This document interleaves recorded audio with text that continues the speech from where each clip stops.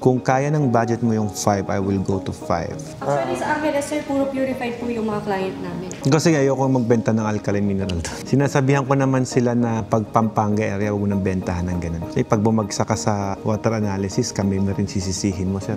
Ito sir, 3,000 Gallons. Yes, correct. Pero sir, ano yan? Naka-round up kasi yan. Yung 3,000 na yan, ang kaya niyang capacity 2,700. Hindi actually kami. Yung manufacturer nung system ang nagsasabi na 3,000 gallons. In actual po, sa totoo lang, syempre yung 2,700 na napapalabas namin, sa malinis na tubig pa yun. Pero ang tubig, kapag ka madumi, bumabawas pa yan. More water contamination, the lesser you produce. Just to give you an idea, kasi baka mamaya magalit ka sa akin pag hindi ko nakuha yung 3,000 gallons per day. Hindi po siya ganon. Lahat ng kumuha sa akin ng ganyang machine, after 1 week, nagpa-5. Nag-a-additional lang.